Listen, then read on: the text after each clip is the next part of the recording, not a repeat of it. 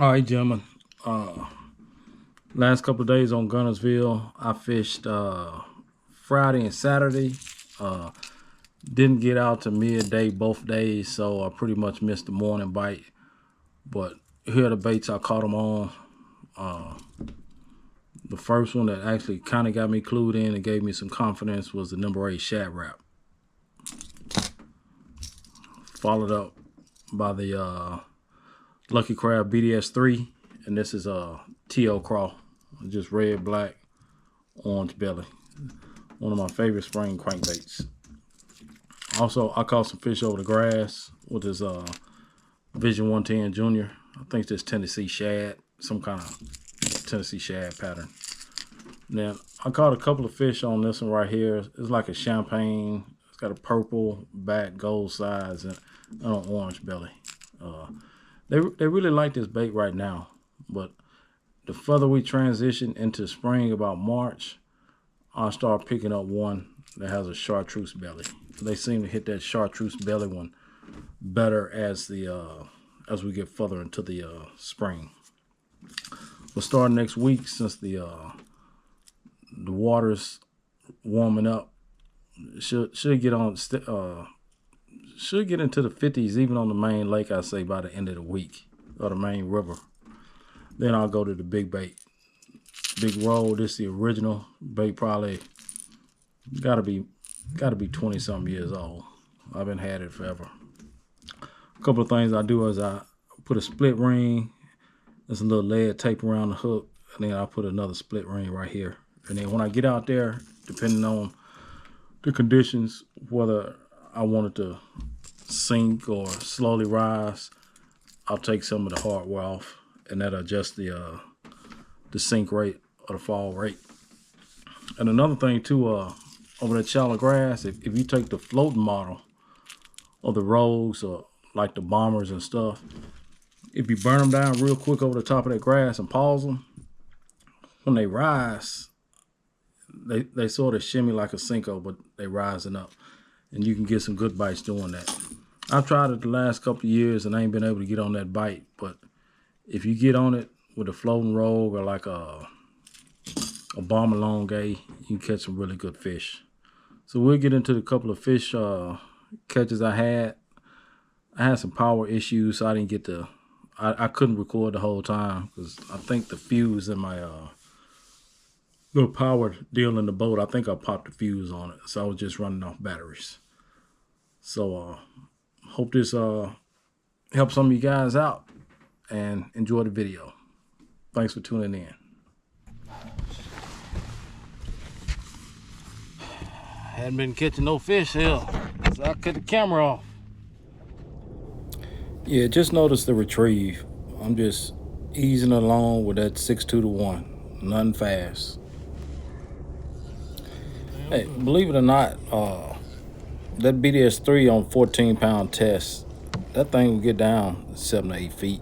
So it's a square bill, but it sort of plays in a little deeper depths that other square bills won't get to.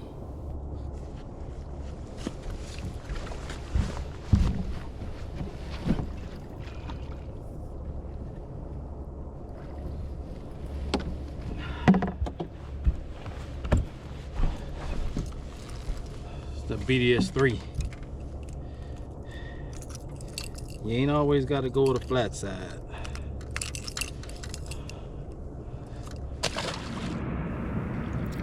Yeah, if you notice out in front of me, them fish surfacing. I was sitting there like, wow.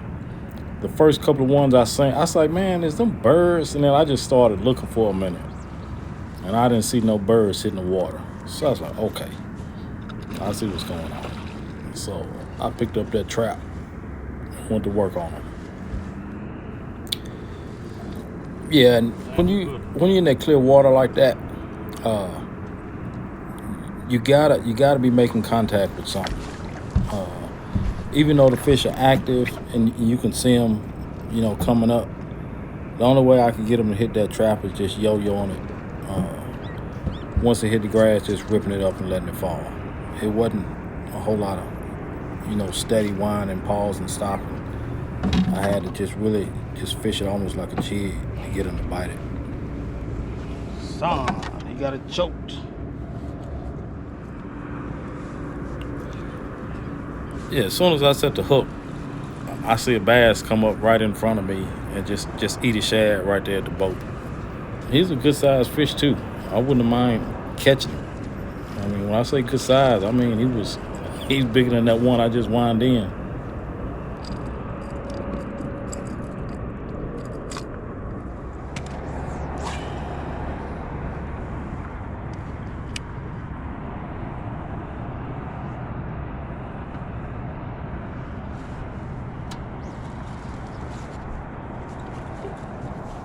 I'll tell you when it was really, I guess about 8 years ago when I really learned how to catch a trap.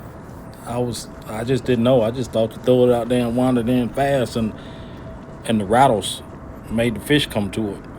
And there was a guy in the club I used to fish. He always used to catch big ones. I was like, man, how you hit all of them, catch all them fish like that? And basically he just said, you got to hit something. I'm leaving here and with he something. left it at that. All right, y'all, Saturday morning.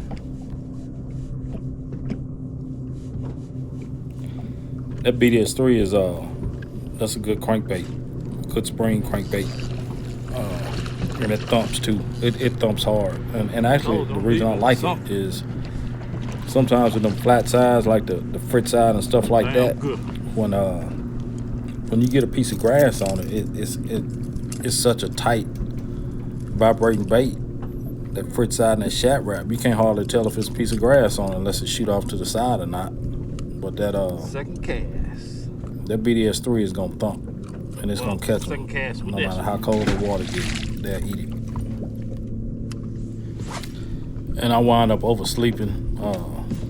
I was just tired from the day before, so I know I missed 2.5 hours of the morning bite. So I'm gonna go back in the morning and I'm gonna see the true potential of what this spot got to hold, especially since there ain't no grass on it this year.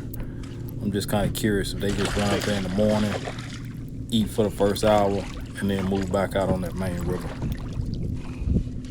Son.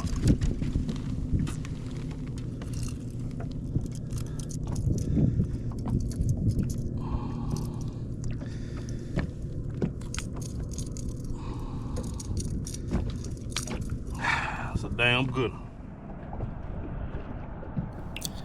I probably shouldn't have boat flipped this fish. He was a little bigger than I thought, but sometimes you got to test your equipment. And that Veritas is 7-foot medium. I guess it stood up to the deal. It didn't break. Yeah, I wound up catching 3 or 4 more fish out of this area. That was good, solid 3-pound fish, but I ran out of juice, so I didn't get to capture them catches.